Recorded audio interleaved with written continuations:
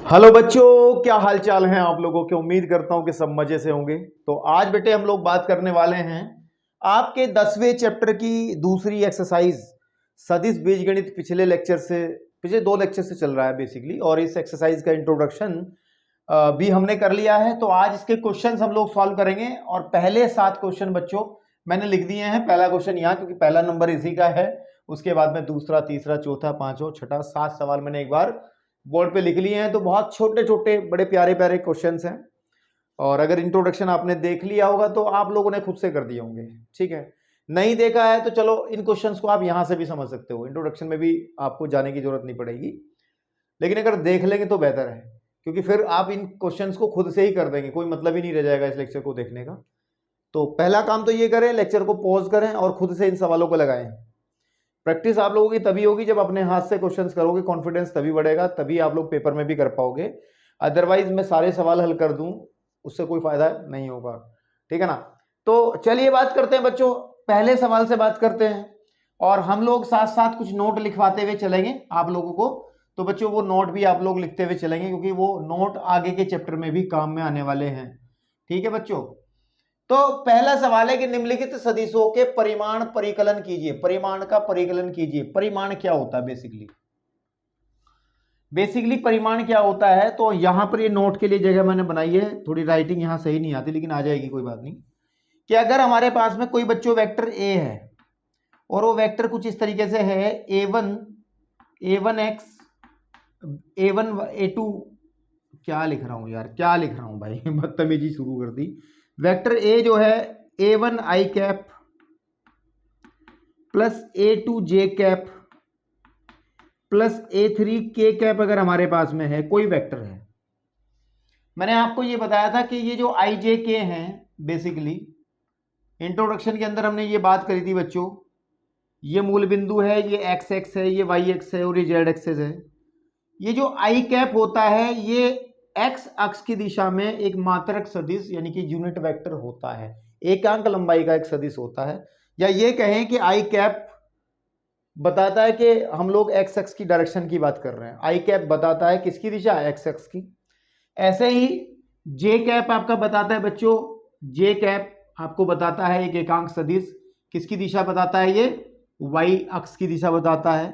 और हमारे बच्चों के कैप जो है, के कैप जो है एक एकांक सदिश होता है, जो कि दिशा बताता है किसकी, जेड एक्स की। और हम लोग फिर किसी वेक्टर को इस फॉर्म में लिख देते हैं कि अगर कोई पॉइंट हमारे पास में यहां पर है ए, और उसके a1 a2 a3, ये a1 a2 a3 ये क्या कहलाते हैं बच्चों, ये इस बिंदु के तो निर्देशांक हैं। लेकिन अगर हम लोग इस वेक्टर की बात करें, इस वेक्टर की बात करें OA, जिसको मैंने क्या कहा है, ए है, इस वेक्टर ए के ये कहलाते हैं अदिश घटक। क्या कहलाते हैं बच्चों, अदिश घटक। अदिश घटक वाला भी हमने क्वेश्चन करेंगे, एक क्वेश्चन करने वाले हैं 5वें नंबर वाला। ठीक है। a1 a2 a3 क्या कहलाते हैं बच्चों, अदिश घटक कहलाते हैं। और अगर हम लोग a1 के साथ में ये a1 के साथ में हम लोग डायरेक्शन दे दें आई कैप, ऐसे ही a2 को हम लोग कहते हैं जे कैप, और a3 को हम लोग कहते हैं के कैप। मतलब हमने क्या करा, ये जो a1 a2 a3 थे, ये क्या थे बच्चों, ये हमारे अदिश घटक थे। इन बातों को ध्यान रखें, इन बातों को बहुत अच्छे से ध्यान रखें, ये अदिश घटक थे, यानी कि स्केलर कंपोनेंट इंग्लिश में कहते हैं। ये कौन से थे, स्केलर कंपोनेंट। जैसे ही हमने इनको डायरेक्शन दी कि a1 को के साथ आई लगा दिया, a2 के साथ में j लगा दिया, a3 के साथ में k लगा दिया, इसका मतलब है कि a1 लंबाई का सदिश हमें लेना किस तरफ, x अक्ष की दिशा में। समझे आप लोगों को पता है, इतनी बात हम लोगों ने पहले भी 3D पढ़ाई है ना। तो आपको ये इतनी बात पता है कि अगर हम लोग देखें कि ये वाली डिस्टेंस a1 हो जाएगी इधर की तरफ, और इधर वाली डिस्टेंस ये आपकी, ये वाली दूरी जो होगी ये a2 हो जाएगी। ऐसे ही जेड एक्स पे यहाँ पर हम लोग किसी दूरी को देखेंगे तो यहाँ पर दूरी लेंगे, इस पॉइंट की दूरी a3 हमारे पास में हो जाएगी जेड एक्स पे जो डिस्टेंस है। ठीक है, इसको हमने बहुत डिटेल से इंट्रोडक्शन में समझाया है, और मैं फिर कहूँगा कि ये फिगर जो है एक 3D फिगर है, जिसको हम 2D में बना रहे हैं, है ना। एक द्विविमीय लंबाई और चौड़ाई वाली एक फिगर के अंदर, यानी कि बोर्ड के अंदर क्या है, 2 ही तो डायमेंशन है, लंबाई है, चौड़ाई है, गहराई तो है ही नहीं। तो हम लोग, लेकिन जब हम बात करते हैं किसी पॉइंट की, जैसे A1 A2 A3 की बात करते हैं बच्चों, तो हम लोग किसी स्पेस में किसी बिंदु की बात कर रहे हैं, तो वहां पर हम लोग देखते हैं एक्स एक्स से और वाई एक्स और जेड एक्स पे क्या क्या डिस्टेंस होती हैं। तो इस चित्र से एक्स एक्स को तो क्लियरली दिखाया जा सकता है, वाई को भी क्लियरली दिखाया जाता है, लेकिन जेड एक्स को बेसिकली जेड एक्स होता कैसे है, मैं एक बार एक पेन से दिखा दूं। जेड एक्स ऐसे होता है, लेकिन इसको ऐसे कैसे दिखा दूं, नहीं दिखा पाऊंगा ना। 3D फिगर को हमें 2D में बनाना पड़ रहा है, तो आपको इस चित्र में थोड़ा सा कॉम्प्लिकेशन दिखाई देगा, लेकिन इतना एडजस्ट हो जाता है, इतनी चीजें समझ, इतनी कॉम्प्लिकेटेड चीजें नहीं है, आपको समझ में आ गई होगी। तो हम लोग सिर्फ इतनी बात कर रहे हैं आपके सामने, हमें सिर्फ इसका परिमाण निकालना है, और मैं बातें करने लगा सारी के साथ। चलो कोई बात नहीं, जब बात शुरू हुई है तो बात कर लेते हैं। तो बच्चों जब हम लोग इसमें आई जे के लगा लेते हैं, तो बच्चों ये हो जाता है हमारे पास में इसके सदिश घटक, क्या कहलाते हैं, सदिश घटक। क्लियर है बच्चों? अभी और बात करेंगे हम लोग बाद में। तो लेकिन हमें तो क्या निकालना है, मैं गलत ट्रैक पे चला गया, मुझे परिमाण निकालना था। तो अगर वेक्टर ए हमारे पास में ये है, तो ए का परिमाण, ए वेक्टर ए का बच्चों जो परिमाण होगा उसका फॉर्मूला याद रखें, उसका फॉर्मूला होगा, यानी कि ए के परिमाण को हम ऐसे लिखते हैं ऐसे, उसका बच्चों फॉर्मूला होगा कि जो अदिश घटक हैं उनके वर्गों का योग करना है। अदिश घटक A1 के वर्ग का स्क्वायर, A2 के वर्ग का स्क्वायर और A3 के वर्ग का स्क्वायर। तो इस बड़े सिंपल से फॉर्मूले से हम लोग परिमाण निकाल सकते हैं। तो इस बात को चाहे तो नोट बना के लिख लो या फिर इसको कुछ भी करके लिख लो, लेकिन लिख लो। ये चीजें हमें अभी बाद में भी हम लोग डिस्कस करेंगे, अभी इन पे आप ज्यादा अपना फोकस ना लगाएं क्योंकि आगे भी डिस्कस होंगी। तो सबसे पहले मैं निकाल रहा हूं वेक्टर ए का परिमाण, ठीक है ना। तो सबसे पहले मैं कर रहा हूं सदिश ए वेक्टर का मैं बच्चों क्या निकाल रहा हूं, परिमाण। और ए वेक्टर का जो परिमाण होगा, मैग्नीट्यूड होगा, उसको लिखेंगे हम ए वेक्टर का परिमाण, जो बच्चों बराबर होगा अंडर रूट ऑफ A1 का मतलब आई का भाई, A1 का मतलब आई का भाई। आप A1 को क्या, A1 क्या है बेसिकली, A1 क्या है, आई का जो गुणांक है। तो यहां पे आई का गुणांक 1 है, तो 1 का स्क्वायर प्लस जे का गुणांक फिर 1 का स्क्वायर प्लस के का गुणांक फिर 1 का स्क्वायर। फाइनली हम देखेंगे सर अंडर रूट 3 आपका इसका परिमाण आ जाएगा। इतना आप लोगों को समझ में आ रहा है, खेल पूरा का पूरा इतना आप लोगों को समझ में आ रहा है बच्चों, कितना आ जाएगा, अंडर रूट 3 आ जाएगा। ठीक है, ठीक है बच्चों। उसके बाद में हम लोग बात करते हैं, देखो इस परिमाण को ना, जो ए का परिमाण हमने निकाला, थोड़ा नोटेशन वाइज बात करें क्योंकि आगे काम पड़ेगा, इसको हम सिंपली ए भी कह सकते हैं भाई। ए तो ए, ये तो ए सदिश हो गया, ए वेक्टर हो गया, लेकिन अगर सिंपली ए लिख रहे हैं तो इस ए का मतलब ये है, इस ए का मतलब है वेक्टर ए का परिमाण, ठीक है ना, परिमाण। या फिर एक बात और कि वेक्टर ए की लंबाई, ये बातें आपको क्लियर होनी चाहिए, ठीक है। तो हम लोग अगर वेक्टर ए लिख रहे हैं तो उसको हम सिंपली ए भी लिख सकते हैं, या ये कह सकते हैं, अतः हम ये बात कर सकते हैं बच्चों कि हमारा जो ए आया है, यानी कि या ए का परिमाण या फिर वेक्टर ए की लंबाई, वो हमारी अंडर रूट 3 आई है। इस तरीके से भी आप लिख सकते हैं, ठीक है ना, कोई दिक्कत नहीं है। अब बच्चों आ जाओ दूसरे वाले पे। अब हम बात करते हैं वेक्टर बी की। वेक्टर बी जो दिया गया है बेसिकली वो दिया है 2 आई कैप बच्चों और 7 जे कैप माइनस का 3 के कैप।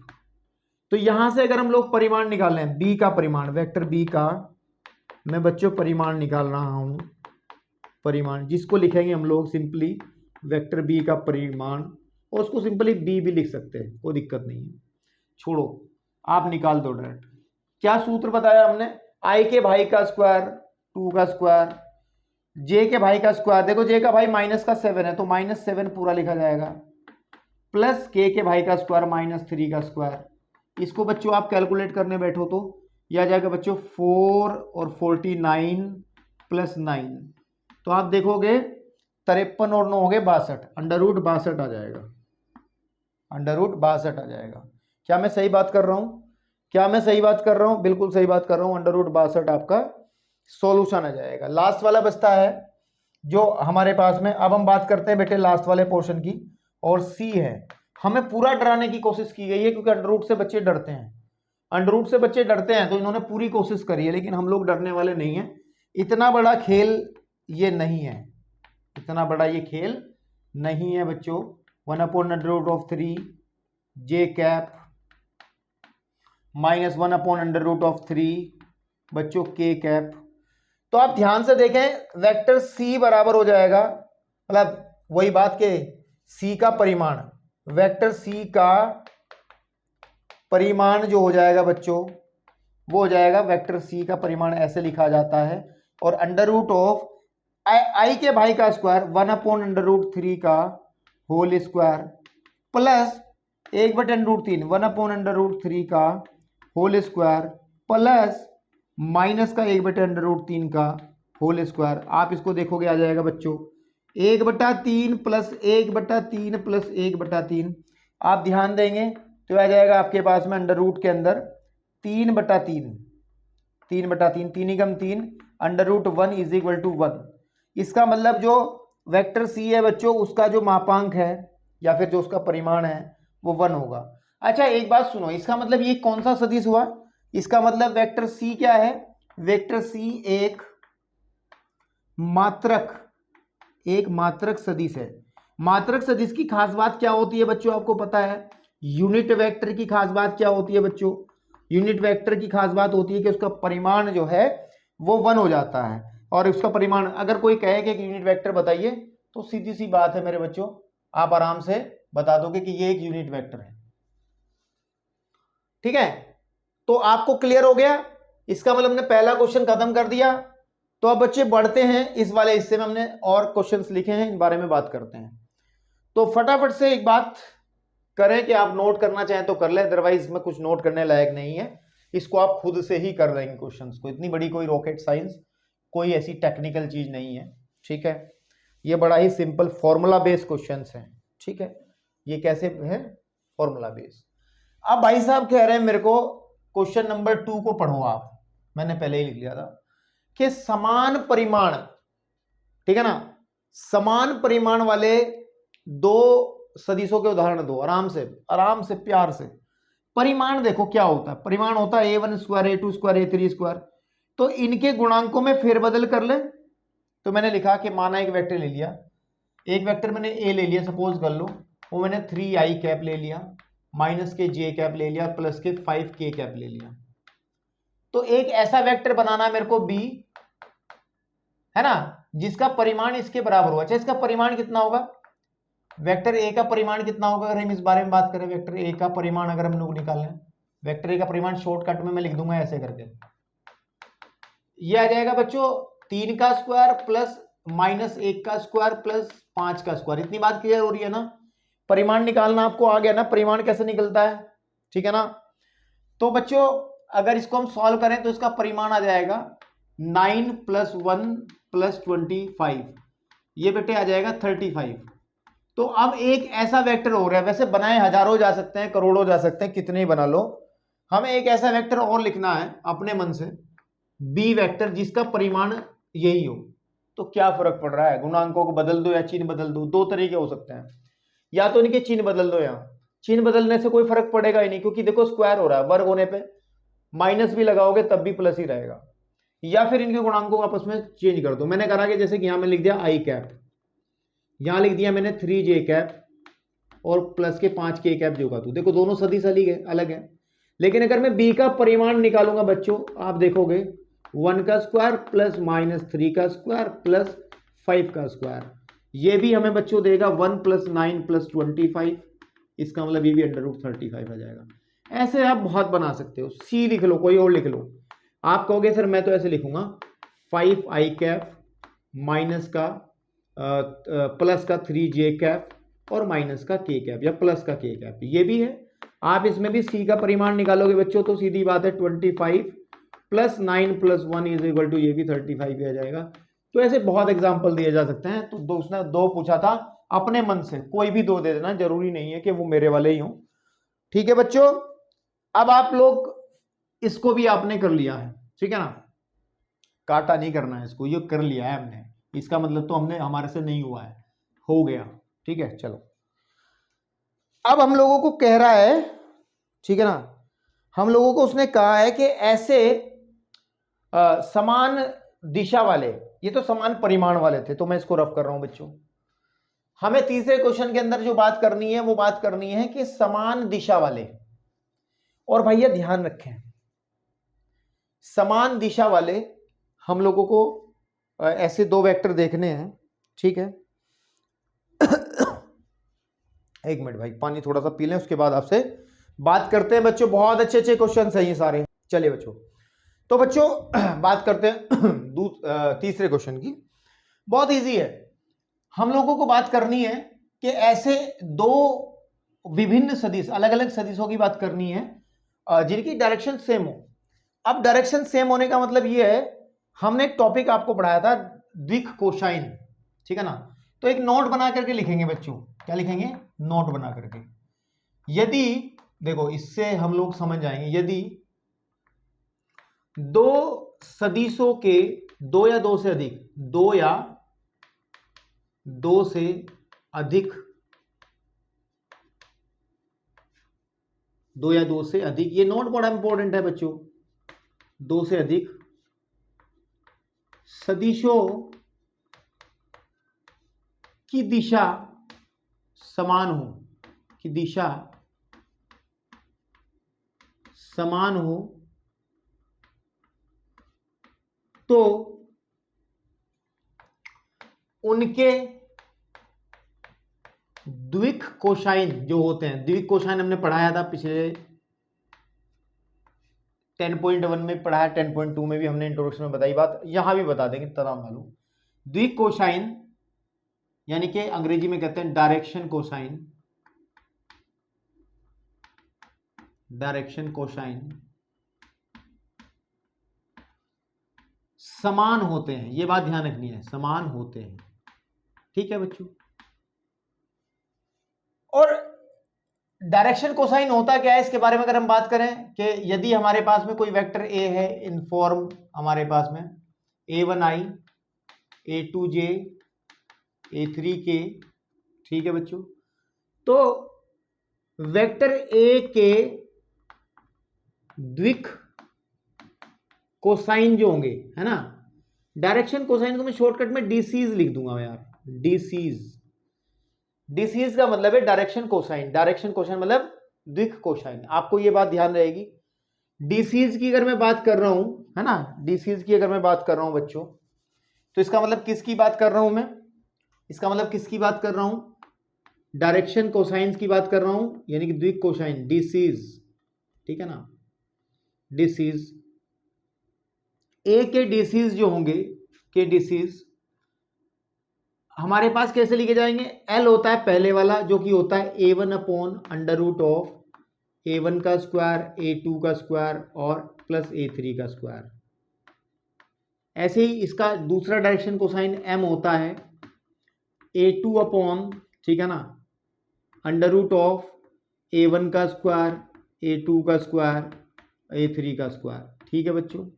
ऐसे ही हमारा तीसरे वाला MLMN होता है और वो होता है a3 upon under root of a1 का स्क्वायर, a2 का स्क्वायर और बच्चों a3 का स्क्वायर।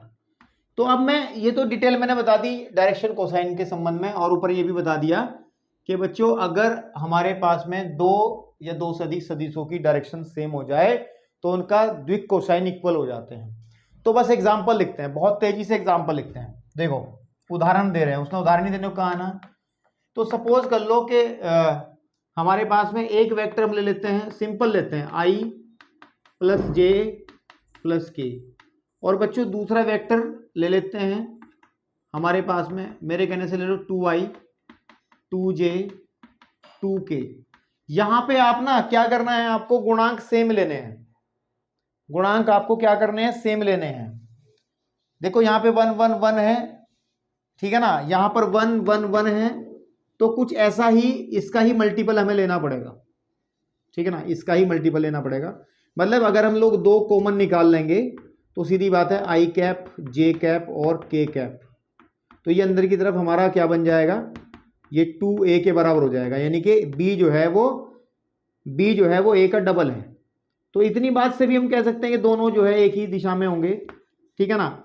लेकिन हम लोगों को डायरेक्शन कोसाइन वाले एग्जाम्पल से करना है, तो आप क्या करोगे, ये a है ये b है।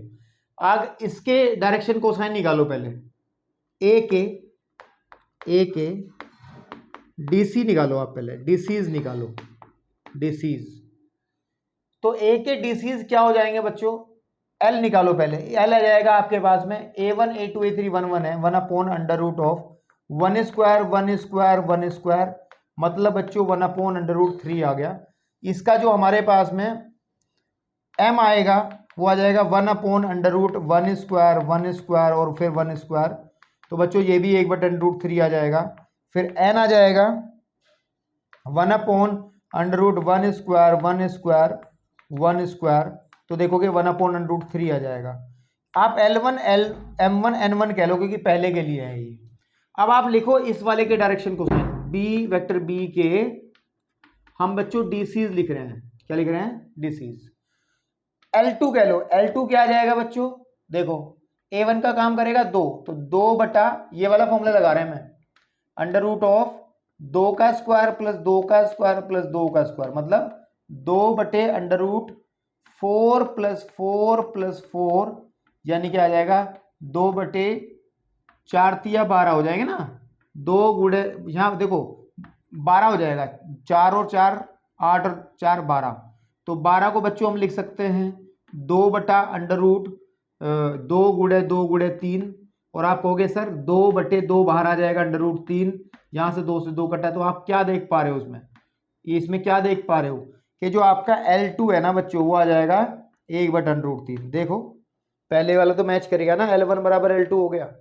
फिर बच्चों हम लोग बात करेंगे M1 की, M2 की, किसकी, M2 कैसे निकलेगा, M2 भी ऐसे निकलेगा 2 बटा अंडर रूट ऑफ 2 का स्क्वायर प्लस 2 का स्क्वायर प्लस 2 का स्क्वायर, तो बेटे सेम कैलकुलेशन है, इसका भी 1/√3 ही आ जाएगा। ऐसे ही N2 की बात करेंगे, वो भी 2 बटा under root of 2 square 2 square 2 square, और वो भी 1/√3 आ जाएगा। तो देखो इस वेक्टर ए के डीसीज और वेक्टर बी के डीसीज सेम है, बिल्कुल सेम है, बिल्कुल सेम है ना। तो आप ये कह देंगे, इस नोट को लिख देंगे कि यदि 2 या 2 से अधिक सदिशों के सदिशों की दिशा समान हो तो उनके द्विक कोसाइन बराबर होते हैं। इस बात को कह के हाथ जोड़ लेने हैं, है ना, ठीक है ना। तो और क्वेश्चन हमारा हो जाना है, ठीक है। चलिए अब हम लोग चलते हैं बच्चों, इस पूरे मटेरियल को आप लोग नोट कर लें क्योंकि इसमें नोट करने लायक कुछ बात है। अब हम चलते हैं बच्चों इस एक्सरसाइज के 4th क्वेश्चन की तरफ। बड़े अच्छे अच्छे सवाल हैं, बहुत छोटे छोटे से, बड़ी अच्छी अच्छी बातें इसके अंदर हैं, तो आप लोग बहुत अच्छे से ध्यान से चीजों को देखें तो मजा आएगा आपको, ठीक है ना। अब भाई साहब कह रहे हैं 4th क्वेश्चन की बात करते हैं। कह रहे हैं कि x और y के मान बताओ ताकि सदिश ये और ये समान हो जाएं। एग्जाम्पल नंबर 4 कराया था मैंने इंट्रोडक्शन में, मैंने ये नोट लिखवाया, यहाँ पे नोट लिख लो करके, ये नोट ये लिखवाया भी था मैंने कि यदि वेक्टर ए लिखा मैंने, ठीक है, वेक्टर ए लिखा a1i प्लस a2j और प्लस के a3k, तथा वेक्टर बी हमने लिखा दूसरा कि b1i प्लस b2j b3k समान सदिश हैं, समान सदिश हो, तो ये बात ध्यान रखना है कि इनके गुणांक बराबर होंगे, यानी कि a1 बराबर बेटे b1 होगा, a2 बच्चों बराबर हो जाएगा b2 के, और बच्चों a3 बराबर हो जाएगा b3 के। इस नोट को हमने यूज करते हुए आपके इंट्रोडक्शन के अंदर एग्जाम्पल नंबर 4 मुझे अभी भी याद है हमने कराया था। तो यहां पे क्वेश्चन नंबर 4 की बात करते हैं। तो वेक्टर हमें दिया गया है, 2 वेक्टर दिए गए हैं, एक पहला वेक्टर ये दिया गया है, तो मैंने मान लेता हूं, मैं माना कि वेक्टर ए हमने मान लिया है, जो पहले वाला है 2i cap plus 3j cap, और तथा दूसरा वेक्टर हमने मान लिया बी, वो हमारे पास कितना है बच्चों, xi कैप और प्लस के yj कैप, ठीक है, yj कैप। आप लिखेंगे यदि वेक्टर ए बराबर वेक्टर बी, तब सीधी सी बात है उस नोट को यूज कर लो, आई का भाई जो होगा वो आई के भाई के बराबर हो जाएगा। मतलब आप समझे नहीं हो, आई का गुणांक यहाँ 2 है तो आई का गुणांक यहाँ x है, तो ये गुणांक आपस में बराबर हो जाएंगे ना, जैसे उसमें करा हमने a1 बराबर a2, सॉरी a1 बराबर b1, देखो यहाँ लिखा है मैंने।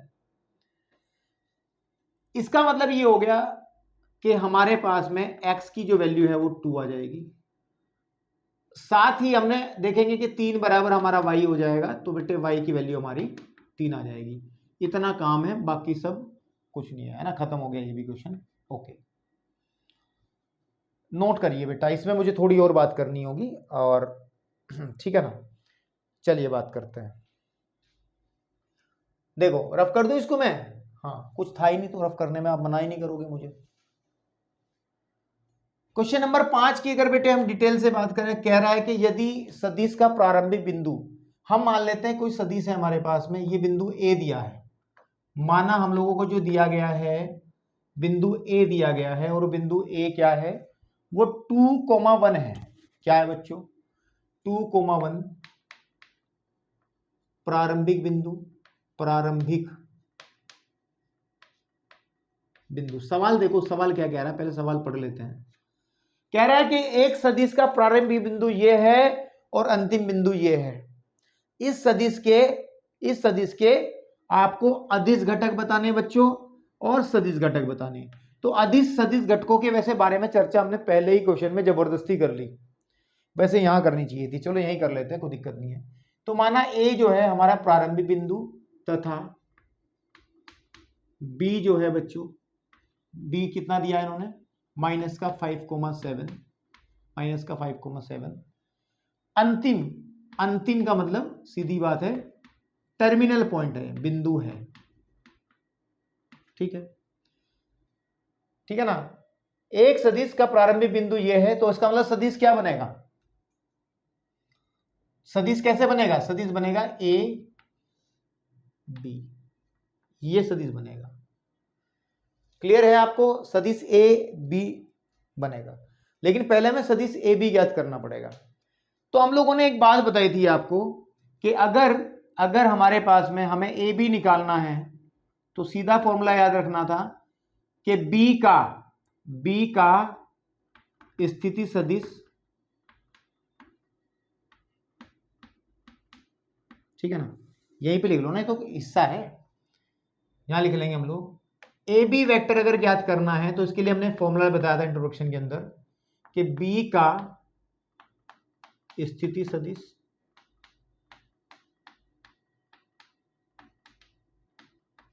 माइनस ए का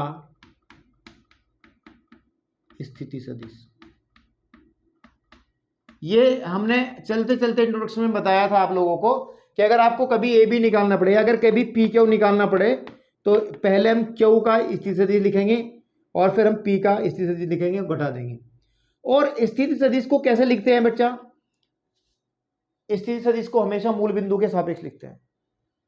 तो यहां पे लिखेंगे हम लोग ए का स्थिति सदिश बच्चों क्या हो जाएगा, वो हो जाएगा ओ ए। और उसको हम कैसे लिखेंगे, क्योंकि बिंदु ए के कोऑर्डिनेट कितने हैं, ए के दिशांक 2,1 है, तो इससे आराम से लिखा जा सकता है 2i cap plus 1j cap का मतलब 1j कैप का मतलब, या खाली j कैप लिख दो। ये बात आपको समझ में आ गया।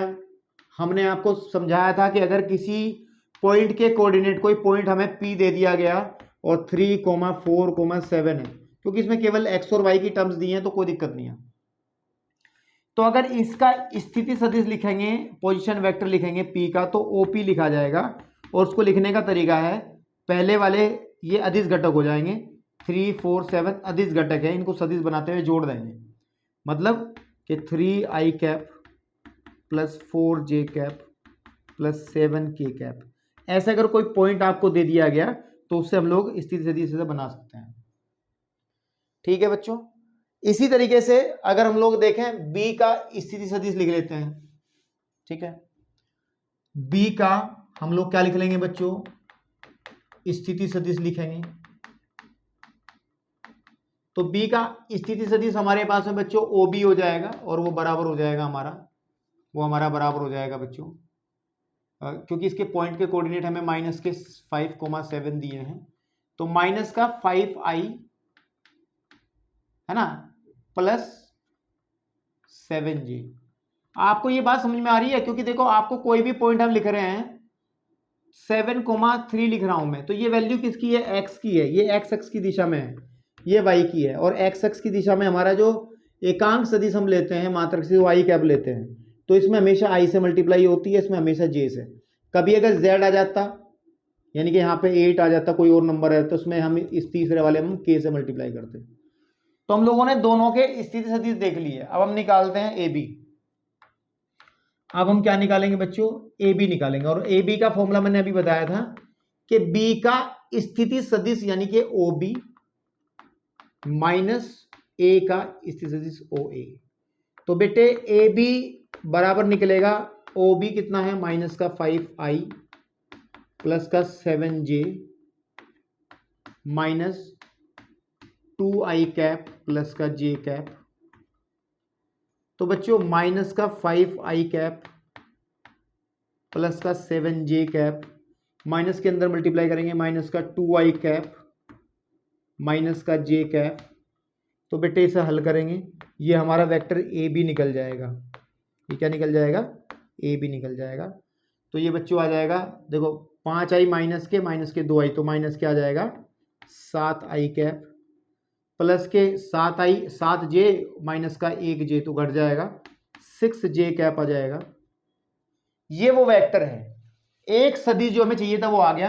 अब हमें इसके अदिश एवं सदिश घटक देखने हैं, तो बहुत आसान है, बहुत आसान है।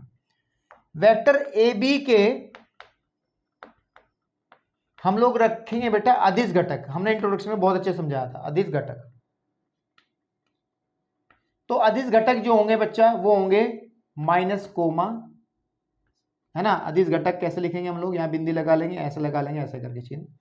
एक तो आ जाएगा माइनस कोमा 7 6 माइनस कोमा 7, क्या बोल रहा हूं, -7,6।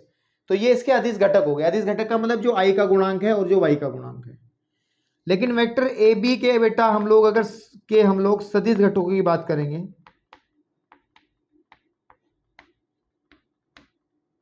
तो उसको लिखेंगे बच्चों, इसमें i से मल्टीप्लाई कर दोगे 7i प्लस नहीं लगाओगे कैप कोमा 6j कैप। तो बस इतना काम करना है, बाकी कुछ नहीं करना है आप लोगों को। तो हम लोग आंसर शीट पे भी नजर बना के रखने की कोशिश करेंगे बच्चों, ठीक है।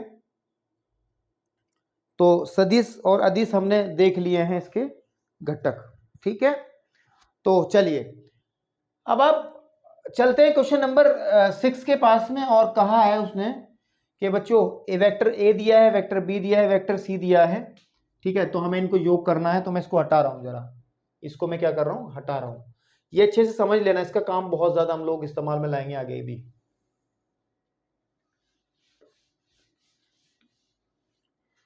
तो जो 5वां क्वेश्चन हो गया ना, हाँ 6ठा क्वेश्चन की बात करते हैं। कह रहा है कि सदिश है हमारे पास में, एक वेक्टर ए दिया है, बेसिकली वो क्या दिया बच्चों? आई कैप माइनस के 2j कैप प्लस के k कैप। फिर वेक्टर बी आपको प्रोवाइड कर दिया उसने, क्या दिया बेटा? माइनस के 2i कैप माइनस के 2i कैप प्लस का 4j कैप और प्लस का 5k कैप। कैप ऐसी बनानी है, ऐसी कभी आप कैप ऐसी बना दो उसको, ठीक है सर। और कुछ लोग कैप ऐसे बनाते हैं, आई कैप ऐसा चांद सा बना दिया। नहीं भाई, कैप ऐसा होती है त्रिकोणा, उसका मुकुट टाइप, ऐसी कैप होती है ना। इसे नीचे हमने लिखा है आई, तो ये आई की कैप इस तरीके से बनेगी, ठीक है बच्चों, समझ में आया? ठीक है। एक वेक्टर और दिया है आप लोगों को, वेक्टर सी, और वेक्टर सी क्या है बच्चों? I cap minus 6j cap minus 7k cap, I cap minus के 6j कैप और बच्चों माइनस का 7k कैप। योग करना, योग का मतलब vector a plus vector b plus vector c ज्ञात करना है। जोड़ दो, i cap 2j cap k cap plus minus का 2i cap 4j cap 5k cap. Plus i cap minus 6j cap 7k cap. तो आप ध्यान से देखोगे, i cap 2j cap k cap plus minus minus का 2i cap 4j cap 5k cap, bracket हटा रहा हूं, plus i cap 6j cap minus का माइनस के 7k कैप। तो पहले हम लोग बात कर लेंगे आई वालों के साथ में। एक आई ये रखा और एक आई रखा, 2i हो गया, देखो प्लस का 2i, एक आई ये रखा एक आई रखा, प्लस के 2i माइनस के 2i, तो ये कट जाएंगे दोनों, ठीक है। माइनस के 2j ये रखे हैं, प्लस के 4j ये रखे हैं और 6j ये रखे हैं। ये माइनस का है प्लस का, एक बार क्वेश्चन में चेक कर लो। ये जो हमारे पास में बी वाला पोर्शन है माइनस का ही है। तो बच्चों ध्यान से देखो, माइनस वाले जोड़ लो पहले, ये माइनस के 2 और माइनस के 6, माइनस के 8 हो गए, माइनस के 8j हो गया और इसमें से 4j प्लस के घटाओ तो माइनस के 4j कैप बचेगा यहां, क्योंकि आई वाला तो खत्म ही हो गया। के एक ये रखा, एक के रखा, 5 ये हो गए, 6 हो गए, 6 में से माइनस 7 तो माइनस का के, ये इसका योगफल आ जाएगा बच्चों, आराम से आंसर आ गया, ठीक है, क्लियर है। माइनस के 4j माइनस के के। लास्ट क्वेश्चन अभी के लिए जो बोर्ड पे लिखा है उसकी बात करते हैं, और बड़ा अच्छा सवाल है, ठीक है ना, बड़ा अच्छा सवाल है। कह रहा है कि वेक्टर ए दिया है, भाई ने क्या दिया है, एक वेक्टर दिया है ए।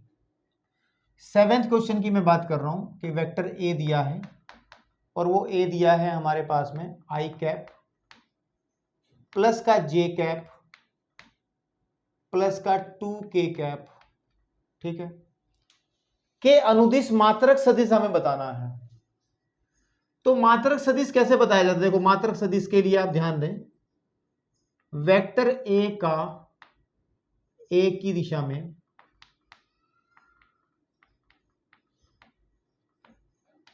मात्रक सदिश, क्या बच्चों, मात्रक सदिश की बात कर रहा है वो, उसको लिखते हैं हम सिंबॉलिकली ए कैप, ठीक है। एक चौक जरा ले लें दूसरी, और इस ए कैप को फाइंड आउट करने का जो फॉर्मूला है वो है वेक्टर ए बटा वेक्टर ए का परिमाण, ठीक है। तो सीधी सीधी बात है, तो वेक्टर ए कैप यानी कि एकांक जो हमारे पास में मात्रक सदिश है वो आ जाएगा आई cap plus J cap plus 2k cap बटे, ठीक है। ए का मापांक कैसे निकलता है, अंडर रूट ऑफ आई के भाई का स्क्वायर, जे के भाई का स्क्वायर, के भाई का स्क्वायर। फाइनली हम देखेंगे कि जो मात्रक सदिश है ए कैप वो आ जाएगा आई cap plus J cap plus के कैप बटे अंडर रूट 1 और 6 अंडर रूट 6। इसको थोड़ा सा अच्छे से लिख देंगे तो आपका आंसर आ जाएगा 1 बटे अंडर रूट 6 आई कैप 1 बटे अंडर रूट 6 के जे कैप और प्लस का 1 बटे अंडर रूट 6, यहाँ पे 2 है ना, ये 2 है तो यह आ जाएगा 2k कैप बटे अंडर रूट 6। यहीं पे छोड़ देना है, बाकी फालतू ड्रामा हम लोगों को नहीं करना है, ठीक है। चलिए, उम्मीद करता हूं कि अभी तक के जितने क्वेश्चंस हैं आपको समझ में आए होंगे।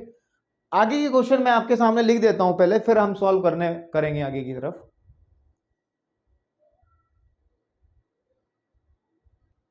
चलो बच्चों, अब इस एक्सरसाइज के दूसरे पड़ाव पे हम लोग आ चुके हैं। 8, 9, 10, 11, 12, 13 क्वेश्चन तक हम लोग यहाँ पर राइट डाउन कर दिया है। तो बहुत अच्छे से पहले 7 क्वेश्चन समझे हैं, तो ये भी करने हैं हम लोगों को। चलिए बात करते हैं 8वें क्वेश्चन से। पहले 8वां क्वेश्चन सॉल्व करते हैं, उसके बाद हम लोग आगे बात करेंगे। कह रहा है कि सदिश पी क्यू के अनुदिश मात्रक सदिश ज्ञात करो जहां पर पी और क्यू के निर्देशांक, पी और क्यू के जो निर्देशांक है बेटे क्रमशः, जहां बिंदु पी और क्यू क्रमशः ये और ये हैं। तो बात ऐसी है यहां पर अगर हमारे पास कोई पॉइंट P है और यहां पर हमारे पास कोई पॉइंट Q है, ठीक है ना, इसके कोऑर्डिनेट दिए हैं बच्चों 1,2,3, ठीक है, और Q के कोऑर्डिनेट बच्चा है 4,5,6, ठीक है ना, और हम लोगों को PQ के निर्देश यानी कि वेक्टर जो आएगा P से Q तक ऐसे इधर की तरफ, है ना। P इसका प्रारंभिक बिंदु है और Q इसका अंतिम बिंदु है, तो PQ के अनुदिश मात्रक सदिश निकालना है। तो सबसे पहले हमें क्या निकालना पड़ेगा बच्चों, PQ निकालना पड़ेगा, ठीक है। उससे पहले ध्यान दो, क्योंकि हमें P की कोऑर्डिनेट दिए हैं, P के निर्देशांक दिए हैं, जब किसी बिंदु के निर्देशांक दिए होते हैं तो उसके स्थिति सदिश को लिख देते हैं हम। तो बच्चों P का स्थिति सदिश पोजीशन वेक्टर जो होगा उसको हम OP कहेंगे, और OP जो है वो आपका इसके ये वाले जो कोऑर्डिनेट है अदिश घटक हैं 1, 2 और 3, इसमें I से मल्टीप्लाई, इसमें J से, इसमें K से करके जोड़ के लिख दो कि I cap plus 2J cap plus 3K cap. ये बात आपको समझ में आ गई। हमें ये पॉइंट दिया गया था सिर्फ, अगर किसी भी बिंदु के निर्देशांक दिए हैं तो हम उस बिंदु का स्थिति सदिश लिख सकते हैं, है ना। P का स्थिति लिख सकते हैं OP, जहां पर O क्या है, मूल बिंदु है। हम लोग मूल बिंदु के सापेक्ष बात कर रहे हैं, लिख सकते हो मूल बिंदु के सापेक्ष, मूल बिंदु। वैसे यहीं पे लिखना चाहिए था हम लोगों को, अगर हम अच्छे से और राइटिंग अपना डेवलप करें स्किल, तो यहां पे लिखना चाहिए था कि मूल बिंदु, ठीक है ना, मूल बिंदु O के सापेक्ष, ठीक है बच्चों, P का स्थिति सदिश जो होगा बच्चों उसको हम कहेंगे OP कहेंगे। क्या कहेंगे, OP, और वो होगा I cap plus 2J cap plus 3K cap. मतलब अगर इसको डायग्राम वाइज देखें तो ध्यान से देखो, ये एक्स एक्सिस है, ये वाई एक्सिस है, कोई जेड एक्सिस हो गया हमारा, और यहां पर कोई पॉइंट हमारा P है, ये मूल बिंदु O है जिसके कोऑर्डिनेट उसने दिए हैं 1, 2, 3। इधर कोई Q पॉइंट हम लिख लेते हैं, इसके कोऑर्डिनेट दिए हैं 4, 5, 6। तो OP यानी कि ये जो OP है ये किसका स्थिति बता रहा है, P की स्थिति बता रहा है। और OP को कैसे लिखा जाएगा, इसमें I से गुणा करो, इसमें J से गुणा करो, इसमें K से गुणा करो, मतलब लिख करके जोड़ के लिख दो, सदिश घटकों को जोड़ के लिख दो किसी भी सदिश को लिखने के लिए। इसी तरीके से मूल बिंदु के O के सापेक्ष Q का स्थिति सदिश होगा बेटे OQ। उस OQ को कैसे लिखेंगे, क्योंकि Q के कोऑर्डिनेट क्या है बच्चों, ये है, तो हम लोग लिखेंगे 4I cap 5J cap 6K cap. समझ में आया। लेकिन हम लोगों को क्या फाइंड आउट करना है बच्चों, हमें फाइंड आउट करना है PQ। हमें क्या करना है बच्चों, PQ निकालना है हम लोगों को, ठीक है। अब सीधी सीधी बात है, हमने फॉर्मूला लिखवाया था कि PQ अगर निकालना है तो बहुत सिंपल सा एक फॉर्मूला लिखवाया था कि PQ निकालने के लिए Q का स्थिति सदिश यानी कि OQ में से हम OP को माइनस कर देंगे। ये फॉर्मूला हमने पिछले एक क्वेश्चन में भी यूज किया है ना, कि अगर हमें PQ निकालना है तो Q के स्थिति सदिश में से P के स्थिति सदिश को घटा देंगे, यानी कि इसमें से ये घटा देंगे तो ये हमारा PQ निकाला जाएगा। तो निकालते हैं PQ भाई, उसके बाद देखते हैं ना फिर जो कह रहा है वो PQ। तो OQ कितना है हमारे पास में 4I cap 5J cap 6K cap, और घटाना हमें किसे, I cap 2J cap 3K cap. तो बच्चों उसको थोड़ा सही करेंगे तो 4I cap 5J cap plus 6K cap minus I cap 2J cap 3K cap. तो घटाएंगे तो कितना आ जाएगा PQ हमारा बच्चों, ठीक है। ये आ जाएगा 4 में से 1 घटेगा तो 3 आई कैप आ जाएगा प्लस, और 5 में से 2 घटेगा तो 3 जे कैप आ जाएगा, ठीक है ना, 3 ही तो आ रहा है। 6 में से ये घटेगा तो ये भी 3 ही आ जाएगा, 3 के कैप आ जाएगा। इतनी बात हमने पी क्यू निकाल ली है, लेकिन उसने कहा है कि पी क्यू की दिशा में हमें मात्रक सदिश निकालना है, ठीक है ना। तो बच्चों पी क्यू की दिशा में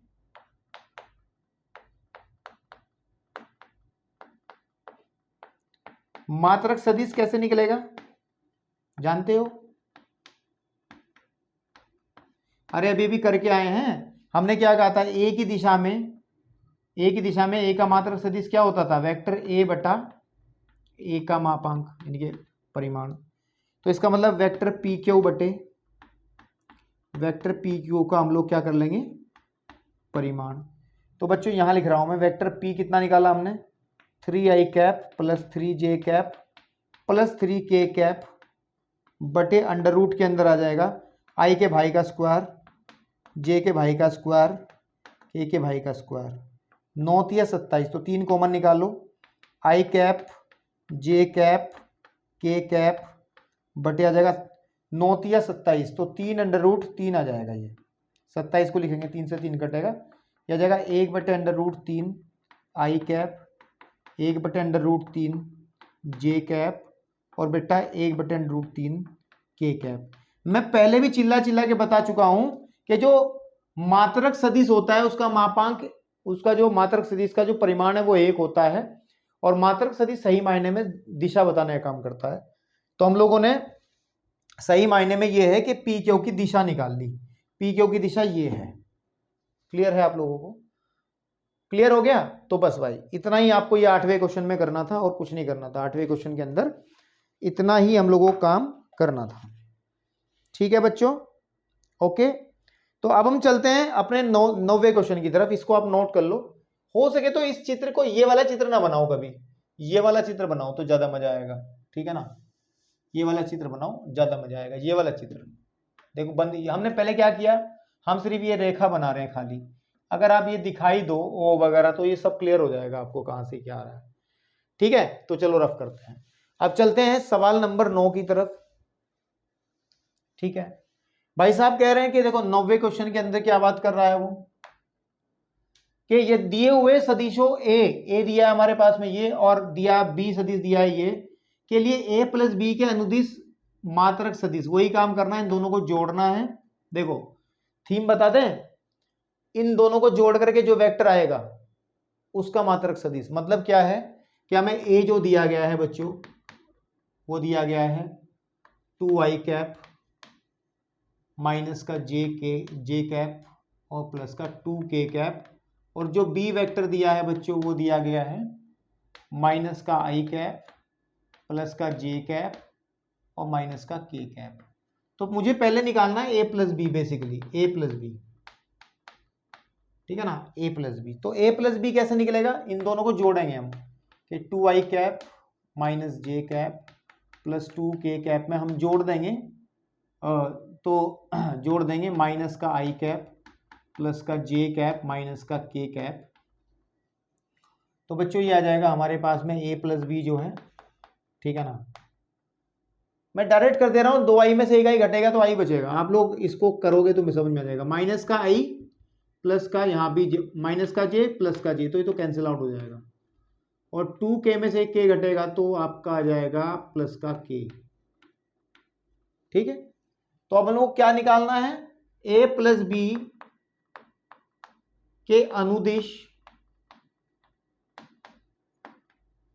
हमें निकालना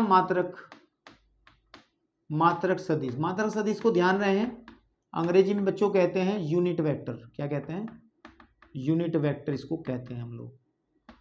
और वो बराबर हो जाएगा, आपको बताया है कि vector a plus vector b को ऊपर रख लो और vector a plus vector b के परिमाण से हम लोग भाग कर देंगे। तो बेसिकली हो क्या जाएगा, डायरेक्टली हम लोग बात करते हैं कि ऊपर तो i कैप प्लस जे के कैप है, नीचे इसका जो परिमाण लिखेंगे i के भाई का स्क्वायर 1 जे के भाई का स्क्वायर 1, तो वही आ जाएगा i upon under root 2 plus J cap upon under root 2। ये हमारा आंसर बन जाएगा। ठीक है ना, ये हमारा बच्चों क्या बन जाएगा, आंसर बन जाएगा। अब हम चलते हैं बच्चों अपने क्वेश्चन नंबर किसकी तरफ, 10 की तरफ। ये मात्रक सदिश ही चाह रहा है, इसके अंदर भी, इसके अंदर भी मात्रक सदिश ही चाह रहा है। ठीक है भाई साहब, कह रहे हैं कि इस वेक्टर के अनुदिश एक ऐसा सदिश याद करो जिसका परिमाण 8 है। अभी पकड़ो, अभी अभी अभी देता हूं। तो बच्चों 10वें क्वेश्चन में ध्यान से देखेंगे, हमें माना हमने इस वेक्टर को मान लिया कि ये वेक्टर ए है जो दिया है, उसने क्या दिया है, 5i minus j plus 2k, 5i cap minus का जे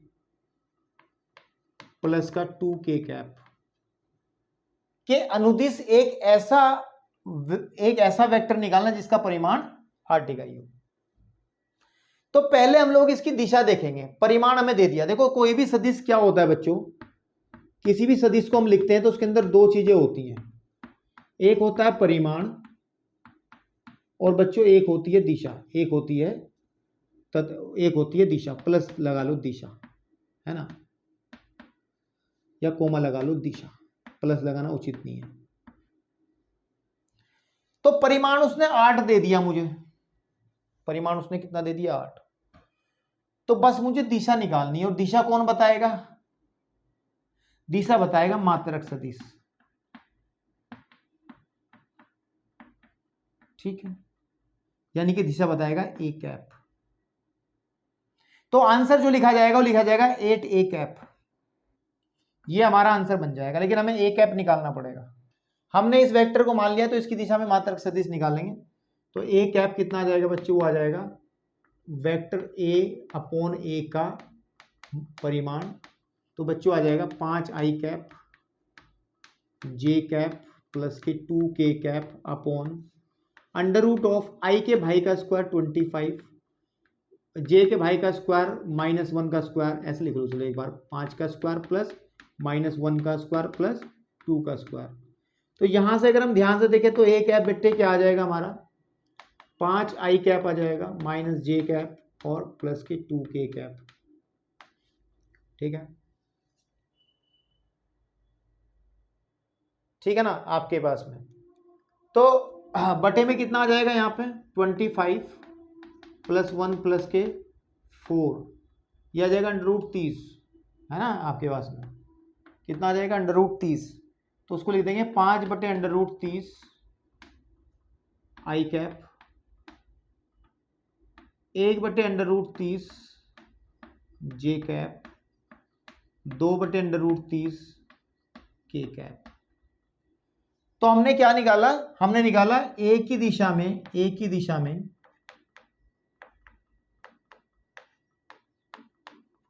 हमने बच्चों मात्रक सदिश निकाल लिया, यानी कि दिशा बताता है। और वो मात्रक सदिश मैंने जो निकाला वो क्या निकाला बच्चों, वो अभी निकाला हमने 5 बटे √30 आई कैप, 1 बटे √30 जे कैप, 2 बटे √30 के कैप। मतलब ए की दिशा में एक ये ऐसा सदिश है जिसकी लंबाई एकांक है, 1 है। लेकिन हमें तो लिखना है कि ए की दिशा में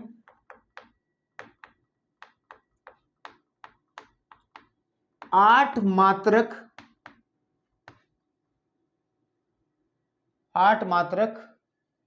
परिमाण का सदिश, परिमाण का सदिश। बच्चों कुछ नहीं करना आपको, सिर्फ 8 से मल्टीप्लाई कर देनी है इसके अंदर और सदिश आ जाएगा ये वाला ही, 5 बटा √30 आई, 1 बटे √30 जे, 2 बटे √30 के। तो अंदर मल्टीप्लाई करेंगे तो 5 × 40 √30 आई, 8 बटे √30 जे, 16 बटे √30 के। तो ये एक ऐसा सदिश आपके सामने निकल के आ जाएगा बच्चों क्वेश्चन नंबर 10 के अंदर, जिसका दिशा ए की डायरेक्शन में है। ठीक है बच्चों, और जिसका मतलब मैंने कर दी बात, अब मैं क्या बातें करूं, बस इतना ही इसमें करना है। मतलब आपको इतनी बात समझ में आनी चाहिए, इस मात्रक सदिश को बहुत अच्छे से जान लो बच्चों। मात्रक सदिश की दो खास बातें हैं कि ये इसका जो माप, जो इसका परिमाण है ना, वो हमारे पास एक होता है और ये किसी भी सदिश की दिशा को इंडिकेट करता है। ठीक है, चलो क्वेश्चन नंबर 10। 8 से फारिग हो गए, 9 से 10 से फारिग हो गए, चलते हैं 11वां। और 11वां बड़ा अच्छा सवाल है और इस लिहाज से अच्छा सवाल है बच्चों क्योंकि इंट्रोडक्शन में ये पॉइंट ही मेरे से छूट गया था। इंट्रोडक्शन के अंदर ये पॉइंट मेरे से छूट गया था कि कैसे हम लोग दो सदिशों को संरेख दिखाते हैं। तो उसके लिए पहले इंट्रोडक्शन देते हैं, संरेख वाले पॉइंट का इंट्रोडक्शन देते हैं। देखो ध्यान रहे, एनओटी नोट करके लिखेंगे बच्चों। यदि, ठीक है ना, यदि सदिश हमारे पास में सदिश ए तथा बी संरेख हो, क्या हो, संरेख हो, तो ध्यान रहे बच्चों, हम लोग किसी एक वेक्टर को दूसरे वेक्टर के पदों में, या जैसे बी दूसरे वेक्टर को, ठीक है ना, किसी एक वेक्टर के पदों में लिख सकते हैं। मतलब यहां पर कोई संख्या आ जाएगी लैम्डा, लैम्डा कोई भी, अभी आपको समझ में नहीं आएगा, जब सवाल करूंगा तब आ जाएगा। कोई वास्तविक संख्या है, अभी आपको समझ में नहीं आया होगा, मैं समझाऊंगा इस बात को, टेंशन ना लो। ये नोट है कि अगर दो वेक्टर संरेख हैं तो हम लोग एक वेक्टर को दूसरे के पदों में लिख सकते हैं। मतलब देखो ये कोई ए वेक्टर है बच्चों, ठीक है, और इसी के संरेख कोई दूसरा वेक्टर हमने ले लिया बी इधर की तरफ, तो ये इनकी दिशा तो बराबर है ना, इनकी दिशा तो बराबर है ही है, दिशा में तो कोई दिक्कत नहीं है, लेकिन परिमाण में अंतर है। तो इसका मतलब इनके परिमाण में कुछ अंतर होगा कि बी और अगर हम ए का कुछ अनुपात निकालें तो हमारे पास इनके परिमाणों में जो अंतर आएगा वो कोई ना कोई संख्या आएगी। समझ में आई नहीं है, कोई ना कोई वास्तविक संख्या आएगी। तो अगर इस तरीके से नहीं समझ में आ रहा है तो मैं आपको अभी बताता हूं, उदाहरण से बताता हूं, क्वेश्चन से बताता हूं कि अगर दो वेक्टर ए और बी संरेख होंगे तो एक वेक्टर को दूसरे के पदों में लिख सकते हैं। जरूरी नहीं ऐसा ही हो, ए वेक्टर को भी लिख सकते हैं बी के पदों में। यहां पे कोई दूसरा सपोज कर लो, यहां पर कोई लैम्डा की जगह लैम्डा वन आ जाए, कोई भी आ जाए, क्योंकि लैम्डा ऊपर इस्तेमाल कर लिया, ठीक है ना। तो हम लोग इन कंडीशंस का यूज कर सकते हैं, ठीक है। तो इसको चाहो तो आप थोड़ा और अच्छे से लिख लो ताकि आपको ये याद रहे। दोनों अगर संरेख होंगे तो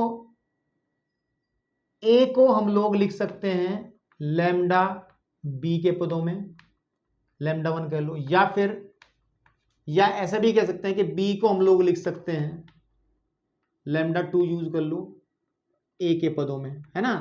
और जहां पर आप कहेंगे कि sir lambda one and lambda two कोई रियल नंबर है, नॉन जीरो, वास्तविक संख्याएं हैं। क्या है? वास्तविक संख्या है। तो अभी तो आपको ये नोट लिखवाया गया है, इसका उपयोग कैसे करना है क्वेश्चन नंबर 11 में बात करते हैं। भाई साहब चिल्ला रहे हैं बहुत देर से कि मेरे पास दर्शाइए कि सदिश, इस माना हमने कह लिया, पहले सदिश को कह लिया, माना पहला सदिश ए कह दिया, और ए को हमने कह दिया बच्चों 2i minus 3j plus 4k, 2i minus का 3j प्लस का 4k, ठीक है। और दूसरा सदिश हमें दिया है बच्चों b, वो दिया गया है माइनस का 4i cap 6j cap minus के 8k कैप।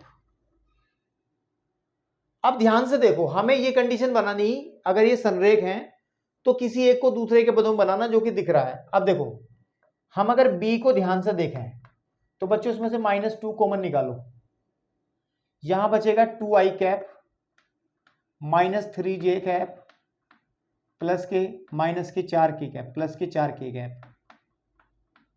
ओ भाई ये क्या हो गया? कुछ नहीं हुआ, जो होना था वो हो गया, क्योंकि ये संरेख है। -2 यहां लिखेंगे, और बच्चों इसको देखो क्या है, ये तो a है, ठीक है ना। b को हमने a के पदों में लिख दिया, ये हमारा लैम्डा बन गया, यानी कि कोई भी वास्तविक संख्या, ठीक है नहीं। चूंकि वेक्टर b को a के पदों में व्यक्त किया जा सकता है, व्यक्त किया जा सकता है, ये लाइन लिखनी जरूरी है। अतः बच्चों सदिश a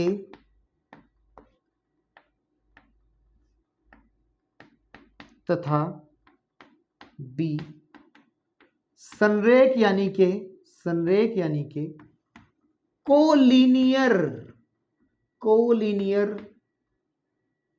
हैं।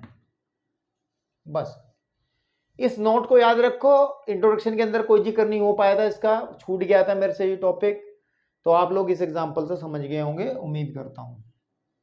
नीचे आ जाओ, क्वेश्चन नंबर 12 की बात करते हैं बच्चों, 12 की बात करते हैं, क्वेश्चन नंबर 12 की। तो क्वेश्चन नंबर 12 के अंदर क्या होने वाला है, ध्यान से देखिएगा।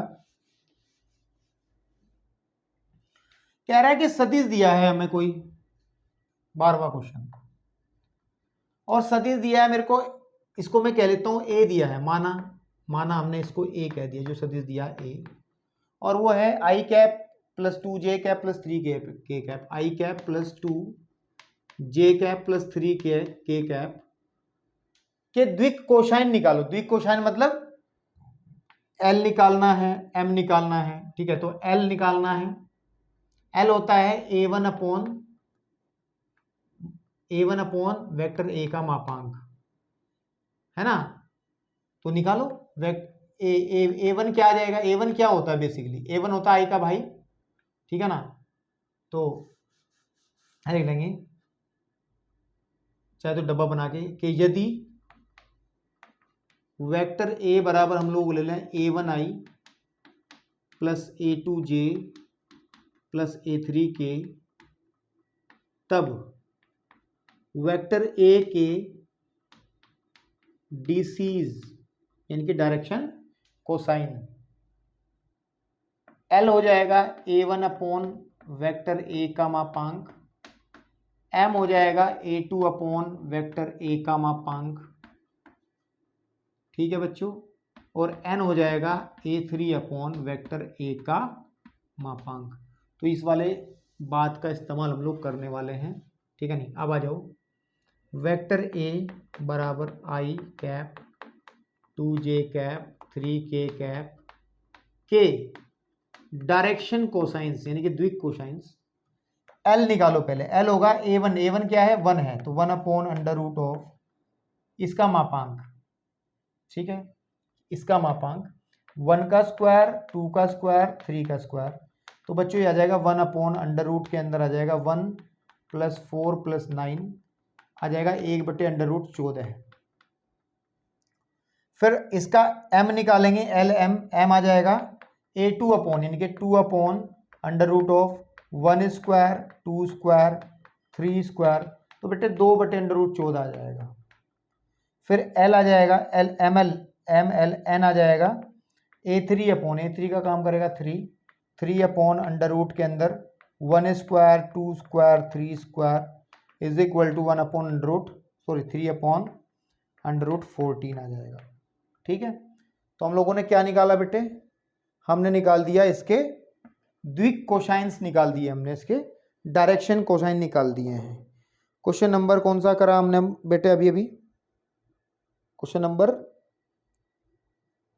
11। तो बच्चों अब करते हैं क्वेश्चन नंबर 12 तो कर दिया ना, हाँ 13 करते हैं। क्या करते हैं, 13। तो इसको नोट कर लो आप, अच्छी अच्छी बातें हैं, ये वाली बातें सारी नोट कर लो, ठीक है। तो जो 13 नंबर क्वेश्चन है बच्चों, उसके अंदर भी हमें क्या करना है कि एक बिंदु दिया है ना, कोऑर्डिनेट सिस्टम के अंदर बनाए, चित्र अच्छा लगता है, X axis, Y axis and there is Z axis, ठीक है बच्चों। ओ तो यहाँ पर कहीं पर एक पॉइंट ए है, दिस इज अ पॉइंट 1 1 2 -3, और एक बच्चों दूसरा पॉइंट कोई बी है कहीं पर, जिसके कोऑर्डिनेट दिए गए हैं -1, -2, 1 को मिलाने वाले सदिश, इन दोनों को मिलाने वाला जो सदिश होगा, जिसकी दिशा ए से बी की तरफ होगी, इन सदिश ए बी की बात कर रहा है, कि डीसीज निकालो, एलएमएन निकालने हैं। क्या निकालने हैं? एलएमएन निकालने हैं, ठीक है ना। तो सीधी सी बात है, पहले हम लोग ओ ए लिख लेंगे, फिर हम लोग ओ बी लिख लेंगे, तो ओ ए, ओ बी, फिर ए बी निकालेंगे। तो बच्चों देखो ध्यान से, ए के जो कोऑर्डिनेट है हमारे पास में वो दिए गए हैं 1 -2 -3, तो लिखेंगे ओ के सापेक्ष, यानी कि मूल बिंदु के सापेक्ष, ए का स्थिति सदिश, और उसको कहेंगे बेटा हम लोग क्या? ओ ए। तो वेक्टर ओ ए कितना आ जाएगा? आई कैप प्लस के 2j कैप माइनस के 3k कैप, हमने इससे लिख लिया है, ठीक है। फिर हम लिखेंगे ओ के सापेक्ष बी का स्थिति सदिश, ओ बी जो हो जाएगा वो हो जाएगा बच्चों कितना, क्योंकि हमें जो बी पॉइंट दिया गया है बच्चों वो दिया गया है -1, -2 और फिर 1, तो यह आ जाएगा -i cap 2j cap plus का k कैप, ठीक है। तो सबसे पहले तो जब उस सदिश की बात कर रहा है, पहले मुझे ए बी सदिश निकालना पड़ेगा, तो ए बी सदिश निकालने का सूत्र क्या होगा?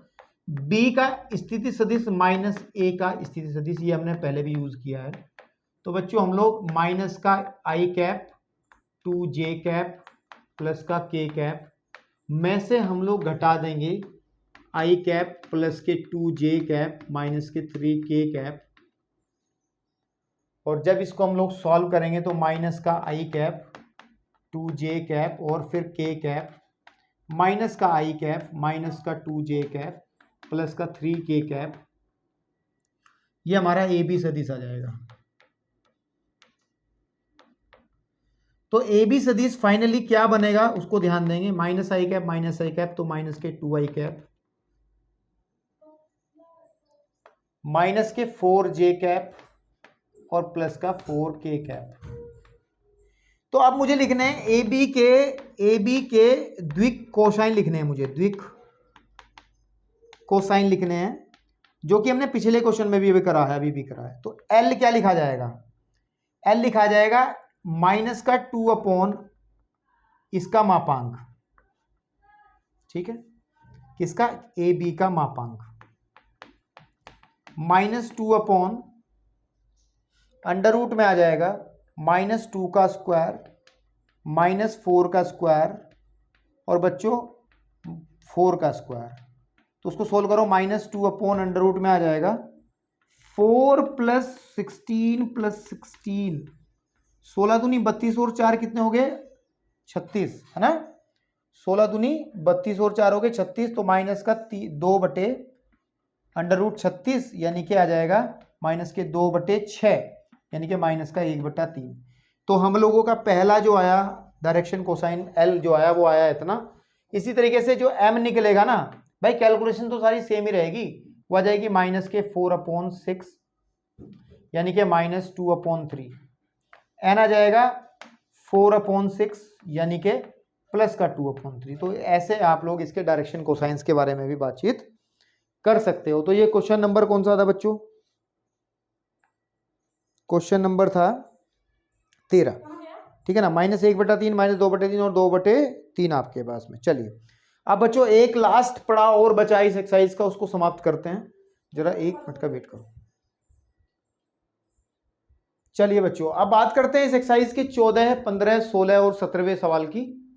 तो 14 क्वेश्चन क्या है, कह रहा है कि दर्शाइए कि सदिश, ये जो हमारे पास एक सदिश दिया गया है, एक वेक्टर दिया है आई cap plus J cap plus के कैप, अक्षों का मतलब ये एक्स एक्स है, एक्स एक्स वाई एक्स और जेड एक्स के साथ बराबर झुका हुआ है। तो ध्यान दो, इस बात की जानकारी कौन देगा, जो झुकाव के बारे में बातचीत होगी, इस बारे में जानकारी देगा डायरेक्शन कोसाइंस। हमने पहले भी समझाया था आपको, पहली एक्सरसाइज में मैंने बताया था कि अगर बच्चों एक कोऑर्डिनेट सिस्टम हम लोग बना लेते हैं, ये एक्स एक्सिस हो गया, ये वाई एक्सिस हो गया और ये हमारे पास हो गया जेड एक्सिस, इसमें कहीं हमारे पास एक पॉइंट है, सपोज कर लो ए, और उसके कोऑर्डिनेट कितने होंगे, अगर मैं इसी हिसाब से लिखूं 1,1,1 होंगे, जब भी तो ये ओ ए बनेगा। देखो तो अगर मैं इसको ऐसे ज्वाइन करा दूं,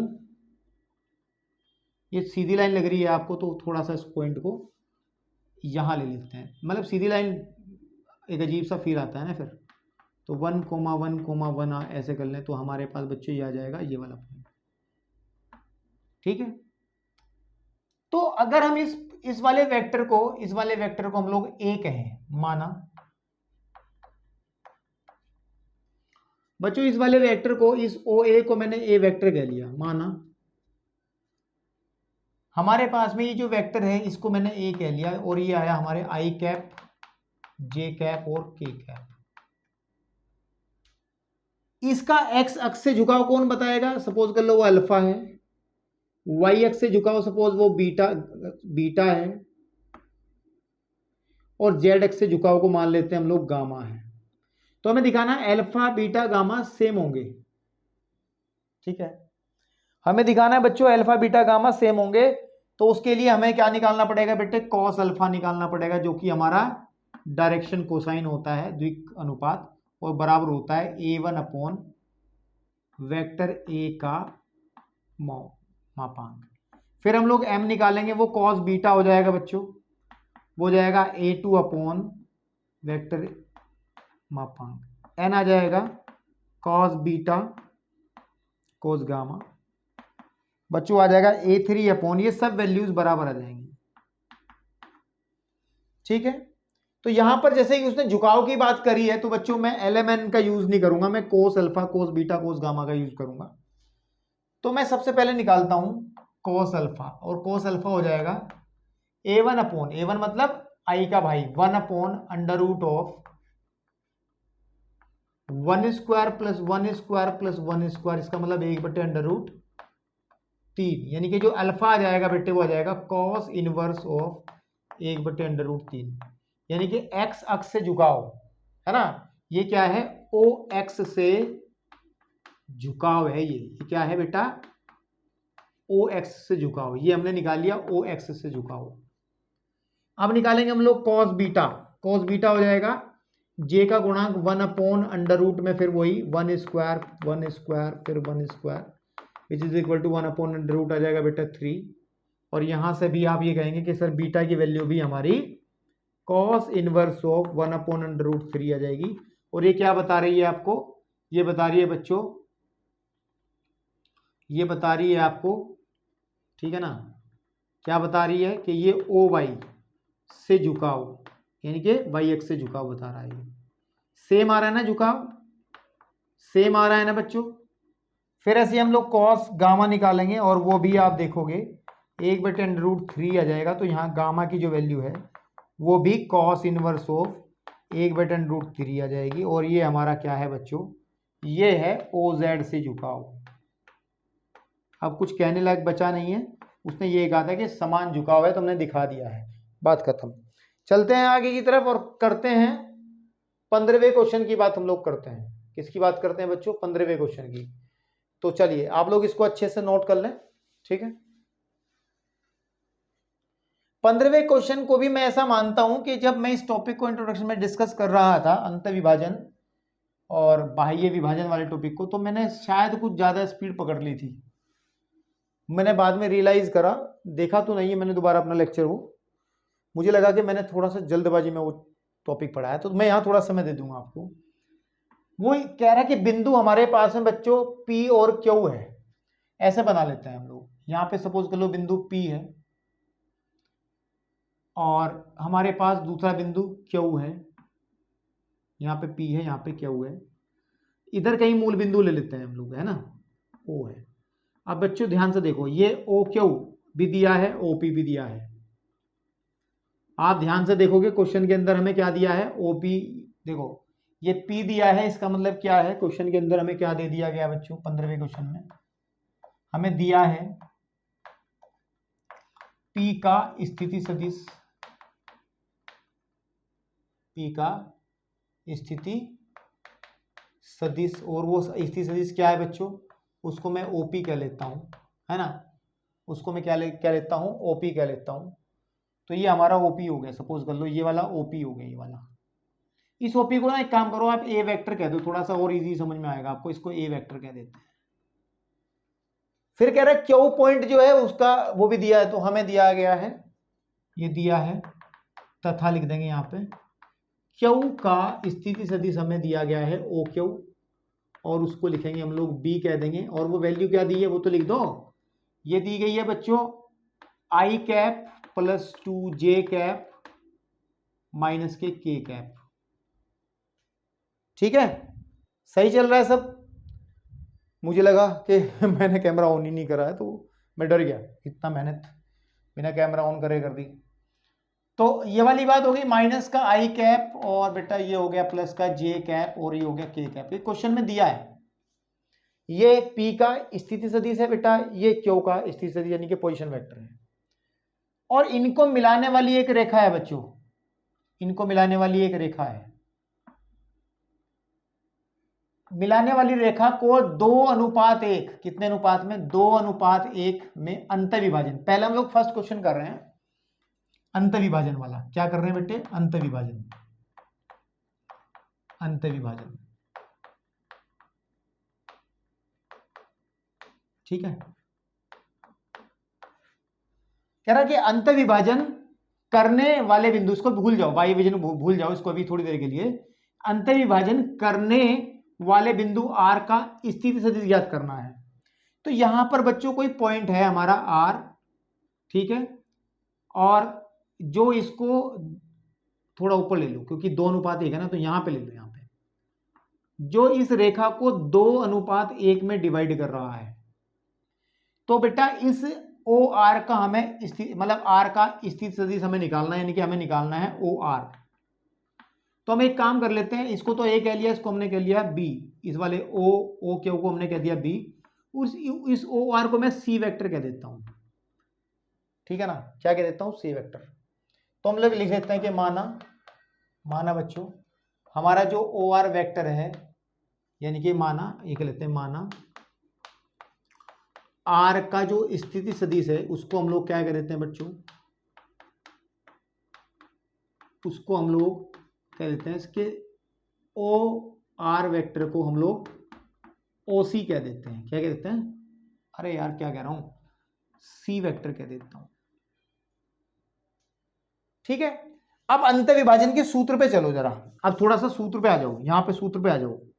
मैंने वहां इंट्रोडक्शन में बताया था कि अगर कोई पॉइंट पी हो, कोई पॉइंट क्यू हो, ये मूल बिंदु ओ हो, इसको मिलाने वाले वेक्टर को ए वेक्टर कह दिया जाए, इसको मिलाने वाले वेक्टर को बच्चों बी वेक्टर कह दिया जाए, और यहाँ पर कोई पॉइंट हमारे पास आर हो जिसको m/n में डिवाइड करे, जैसे कि यहाँ पे क्वेश्चन के अंदर 2:1 दिया हो। अगर मुझे ओ आर यानी कि सी वेक्टर निकालना पड़े, अंत विभाजन का केस है जब इसको इस रेखा को अंदर से काट रहा है, तो बेटे सी वेक्टर को निकालने का तरीका हमने बताया था कि N B plus M A, या ऐसे लिख लो, क्या करना है, ए की मल्टीप्लाई तो करेंगे इस वाले हिस्से से, M A plus N B upon A M plus n.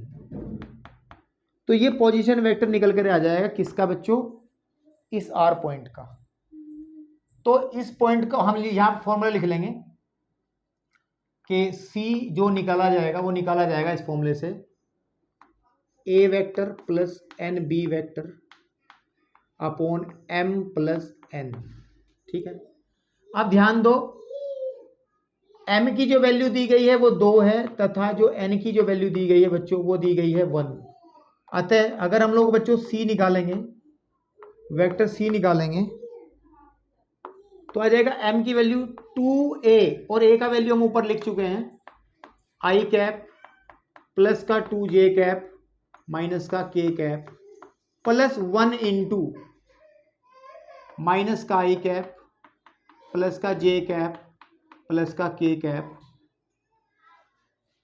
ठीक है, इस फॉर्मूले को रफ कर दूं मैं क्योंकि ऊपर लिख चुका हूं, upon m plus n, upon m plus n के 2 प्लस 1।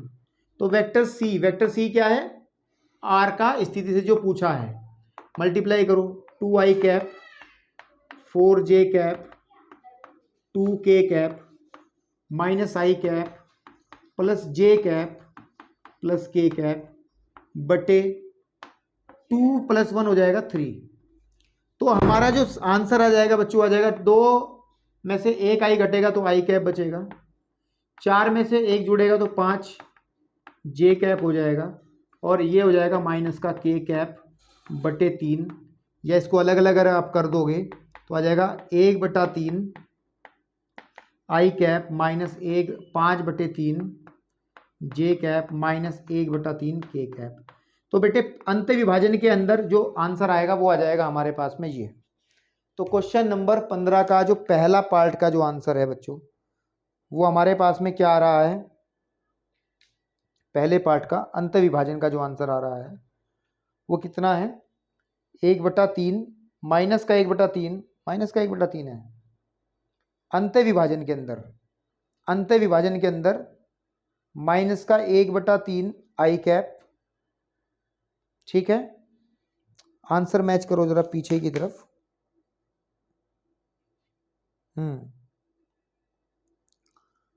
फाइनल आंसर जरा एक बार मैच कर लें पीछे की तरफ, हमारे पास में है माइनस का 1/3 i कैप 4/3 j कैप। तो यहाँ पर हम लोगों ने कुछ लिखने में मिस्टेक करी है बेटा, एक बार चेक कर लो क्वेश्चन को। क्वेश्चन में जो हमने लिखे हैं vectors i cap 2j cap minus k cap और दूसरा जो है वो माइनस का i कैप j कैप और k कैप है। ठीक है, यहाँ पे भी सही लिखा है, हाँ i कैप और 2j cap minus k cap और माइनस का i कैप प्लस का j कैप और k कैप। तो a की वैल्यू जब हमने यहाँ रखी तो यहाँ पर हमने माइनस रखा तो ये आ जाएगा 2 ही कम 2, ठीक है 2 दूनी 4, यहाँ पे आ गया माइनस के 2k कैप तो माइनस का i कैप आ जाएगा, ठीक है प्लस का j कैप और k कैप 3। 2 में से एक घटेगा तो आपका बचेगा 1/3, कितना बचेगा 1/3। ये माइनस का अंतर है, जरा 1 मिनट रुको बच्चा, मैं देखता हूँ उसमें क्या प्रॉब्लम है।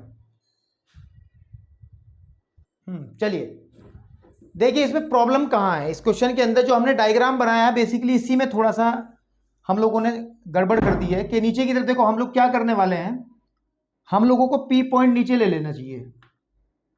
ये सब सिस्टम बिगड़ गया, फिर इसकी वजह से थोड़ा सा क्रम बदल गया है। तो कोई बात नहीं, हम अभी इसको आपको देते हैं, 2 मिनट रुको, कोई दिक्कत नहीं है। फॉर्मूला पहले समझ लो, फॉर्मूला पहले समझ लो। नीचे वाले को P कह लो, ऊपर वाले को कह लो Q, और बच्चों इस वाले वेक्टर को हम लोग A कह देंगे फिर, और इस वाले वेक्टर को हम लोग कह देंगे B, ठीक है ना। और हमें C निकालना है, तो अब M अनुपात N में डिवाइड करने वाला फॉर्मूला अब सही बनेगा। देखो जब हम C वेक्टर निकालेंगे, ठीक है ना, यानी कि OR निकालेंगे, C वेक्टर निकालेंगे, उसके लिए क्या होगा A into N, NA plus BM MB upon आ जाएगा M प्लस N। तो अब इस फॉर्मूले पे हमें काम करना है। क्या हुआ था, वो चित्र हमने उल्टा बना दिया, उस हिसाब से अनुपात उल्टे ले लिए गए। हमें क्या करना है, हमें पी क्यू से बात करनी ना, पी क्यू को मिलाने वाली, तो हम बात पी से करेंगे, पी से। एम अनुपात एन की बात हो रही है तो ये एम पी की साइड में आएगा, समझ में आ रही बात। ऐसे ही इस क्वेश्चन के अंदर भी हम थोड़ा सा फेरबदल करेंगे बच्चों। तो यहां पे अगर मैं पी ले लूंगा तो इसको मैं ए कह दूंगा, और इसको मैं क्यू कहूंगा तो इस वेक्टर को मैं बी कह दूंगा, और फिर 2:1 ये सही है, 2 अनुपात अब सही है। अब हम लोग फॉर्मूला लगा रहे हैं, देखो अब निकालना है सी। फॉर्मूला कौन सा लगाएंगे बच्चों, ये वाला, N A vector plus M B vector upon N plus M. तो देखो ध्यान से, वेक्टर सी आ जाएगा आपके पास में, एन की वैल्यू कितनी लेंगे हम लोग, यहां पर पता है सीधी सीधी बात है, एम की वैल्यू 2 है बच्चों और एन की वैल्यू 1 है। तो ध्यान से देखेंगे कि 1 गुणे ए क्या है बच्चों, आई प्लस का 2j माइनस का k प्लस m कितना है वो 2 है, और b की वैल्यू रखोगे माइनस का i कैप प्लस का j कैप और प्लस का k कैप। बड़ा माइनर सा डायग्राम में मिस्टेक होने की वजह से, बहुत माइनर सी मिस्टेक थी उसमें, माइनस से ही पूरे क्वेश्चन में माइनस का ही फर्क आ गया लास्ट में आंसर में। तो कहां मिस्टेक थी वो आपको समझ में आ गया कि हम डायग्राम को हमने थोड़ा सा गलत बनाया था कि P से Q बनाना था, Q से P बना दिया था। तो n प्लस m का मतलब हो गया बच्चों 1 प्लस के 2। तो आप जब वेक्टर निकालोगे C तो इजीली आप देखोगे i कैप प्लस का 2j कैप माइनस का k कैप माइनस का 2i कैप प्लस का 2j कैप और ये आ जाएगा बच्चों प्लस का 2k कैप। देखो कितना बड़ा अंतर पैदा हो जाएगा आंसर में, अपॉन 3। तो वेक्टर C निकल के आ जाएगा। C क्या है बेसिकली, पी आर का पोजीशन वेक्टर है।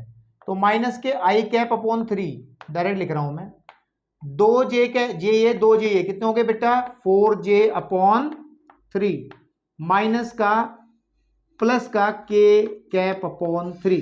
तो ये आपका r का पोजीशन वेक्टर आ रहा है जब इंटरनली डिवाइड कर रहा है r किसको, p क्यू को। ठीक है, अब समझ में आया आप लोगों को? ठीक है, आंसर सीट में जरा नजर बना के रखें एक बार अच्छे से। ठीक है भाई, तो अब इसके बाद इसका इसी क्वेश्चन का दूसरा हिस्सा है कि हमें एक्सटर्नली डिवाइड करना है, बाह्य विभाजन करना है।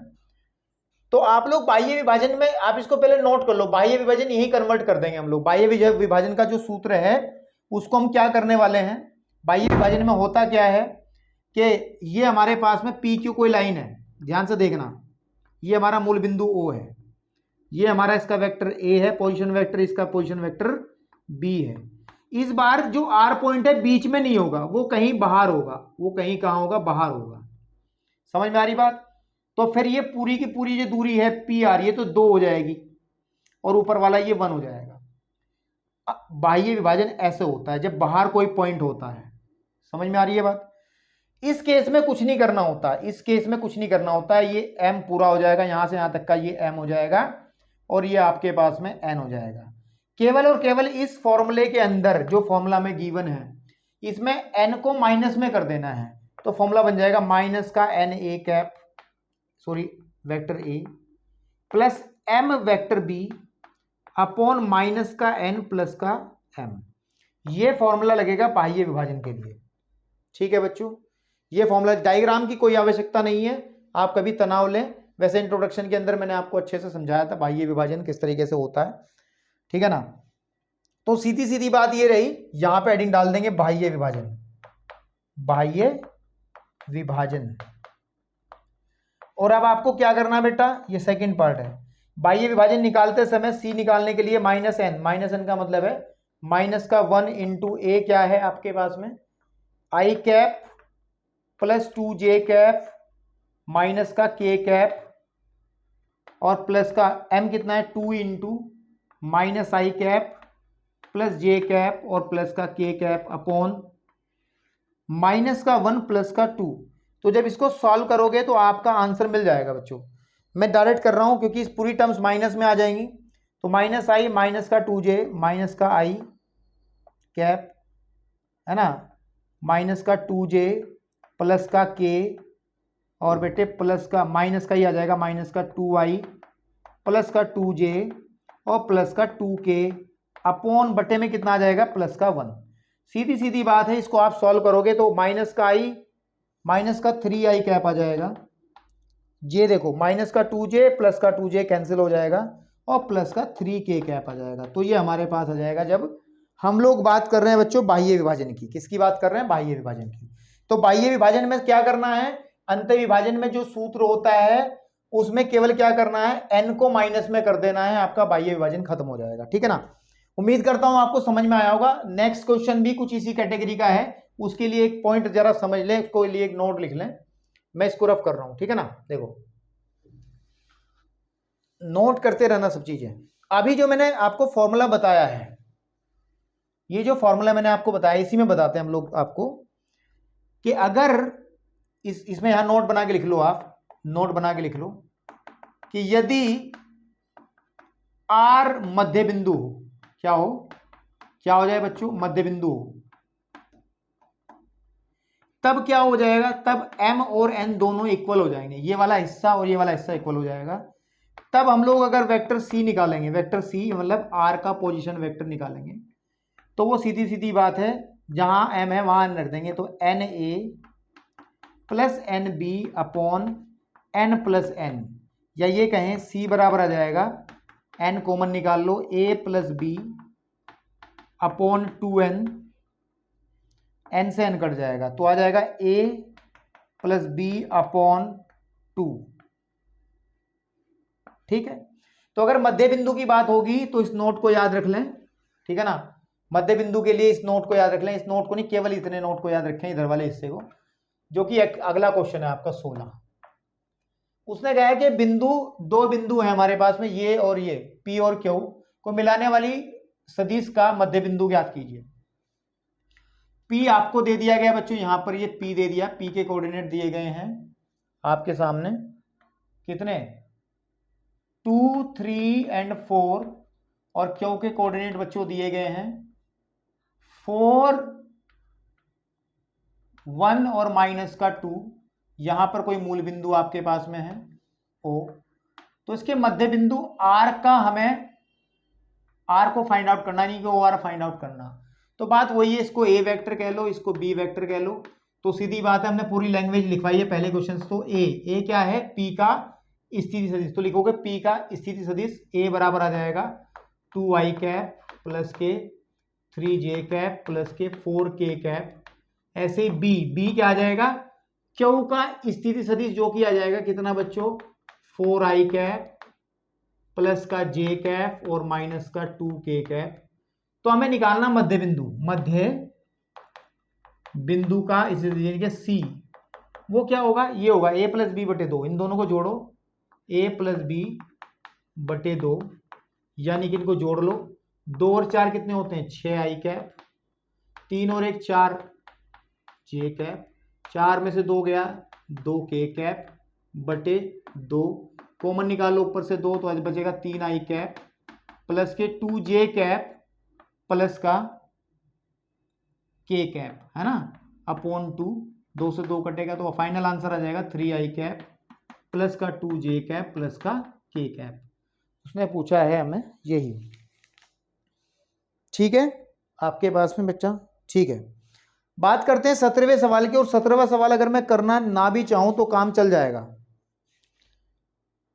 क्योंकि आप अगर देखोगे, बहुत ध्यान से देखोगे, हमने एक एग्जाम्पल करा था 12वां, ठीक है, उसी एग्जाम्पल को हम ध्यान में रखते हुए करें। चलो कर देते हैं 17वां सवाल, इसको रफ करवा दो जरा फटाफट से। आगे 2 बहुविकल्प पे सवाल बचते हैं, उन पे बात करनी है, बाकी बात हो गई समाप्त। ठीक है बच्चों, बाकी बात हो गई समाप्त, ठीक है, इनको भी हटा दो, ठीक है। चलिए देखो उसने क्या कहा है, ABC जो है त्रिभुज के, दर्शाइए कि ABC जिनके स्थिति सदिश ये दिया है, ये है एक समकोण त्रिभुज। सपोज कर लो हम एक डायग्राम बना लेते हैं, यहाँ पर ऐसे कर लेते हैं, सपोज कर लो एक समकोण ही बना लो ना, ठीक है ना, या फिर बना ही लो ना, क्या दिक्कत आ रही, कुछ भी बना लो ऐसे करके, जिसमें हम इसको A कह देंगे, A जो हमें दिया गया है, A का स्थिति सदिश जो दिया गया है। 17वां सवाल देखो, उन्होंने कहा है A का स्थिति सदिश, A का स्थिति सदिश क्या लिखते हैं बच्चों, हम लोग लिखते हैं OA, और OA उसने कहा है कि ये A है, और जिसकी वैल्यू जो दी गई है वो दी गई है 3i cap 4j cap minus 4k cap, ठीक है। फिर कहा है B का स्थिति सदिश, जिसको कहेंगे OB, और वो बेटे B दिया है उन्होंने, और उसकी जो वैल्यू दी गई है वो 2i कैप दी गई है, j कैप दी गई है और k कैप दी गई है। फिर हमें कहा गया C का स्थिति सदिश OC हो जाएगा, वेक्टर सी दिया गया है और वो बच्चों दिया गया है आई कैप 3j कैप माइनस के 5k कैप। बताना है समकोण त्रिभुज बना। समकोण त्रिभुज तो तभी बता पाएंगे जब हम लोग, जैसे ये ए है, बी है और सी है, तो हमें इनकी भुजाएं निकालना है। पहले ए बी निकाल लेते हैं, ए बी निकाल लेंगे पहले, फिर ए बी की लंबाई निकालने के लिए पहले वेक्टर ए बी निकालेंगे, फिर वेक्टर ए बी का परिमाण निकालेंगे, तो हम लोग ऐसे करके मापांक निकाल लेंगे।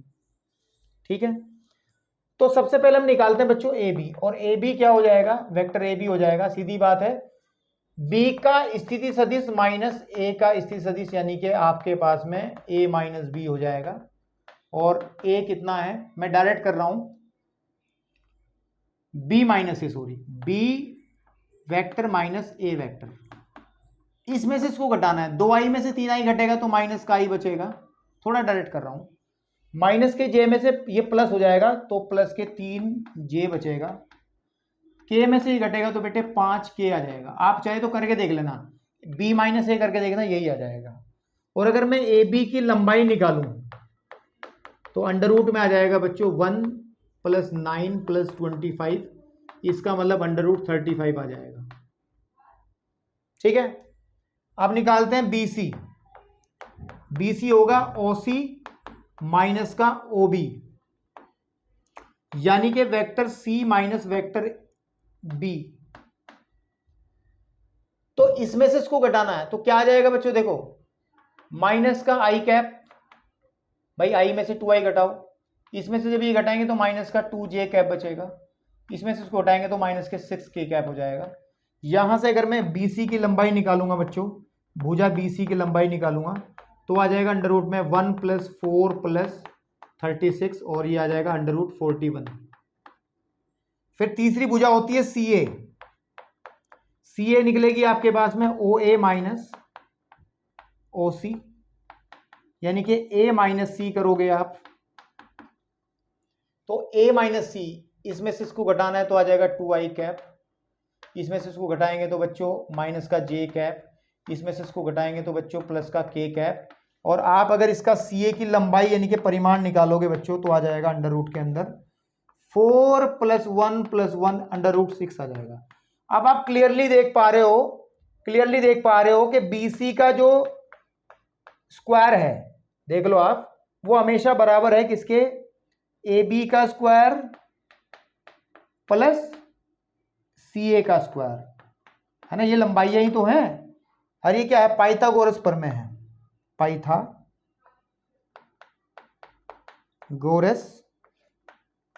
प्रमेय सत्यापित हो रही है, अतः ABC A तथा B ABC समकोण त्रिभुज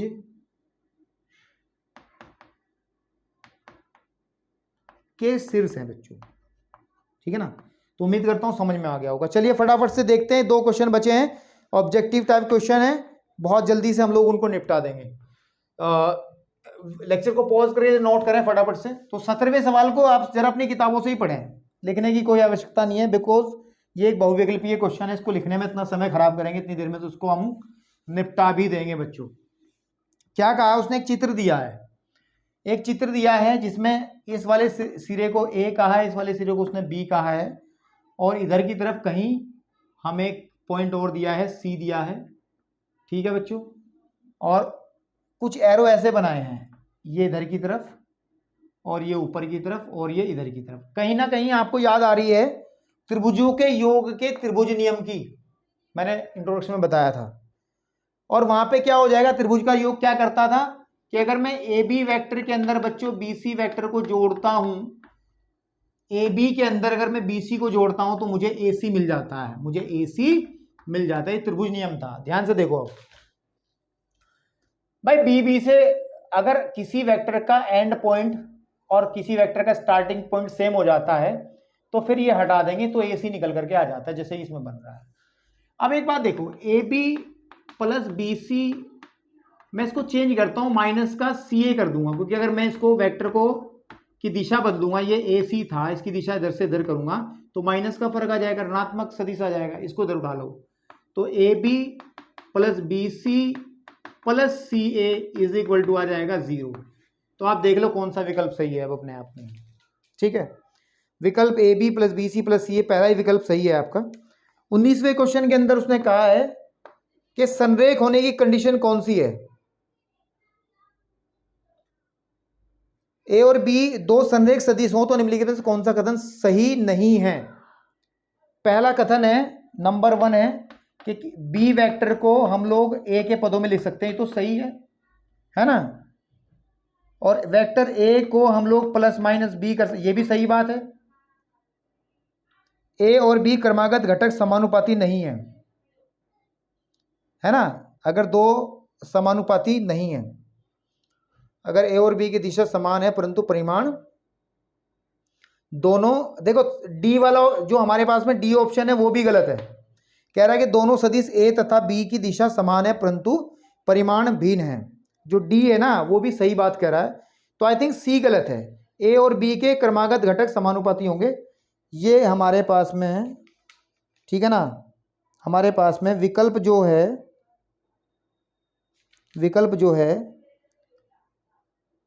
सी जो है गलत है ना।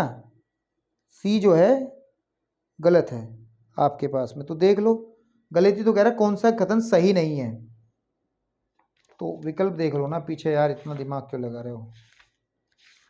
तो 19वें क्वेश्चन एक्सरसाइज कौन सी है बेटा, ये 10.2 का लास्ट वाला क्वेश्चन है।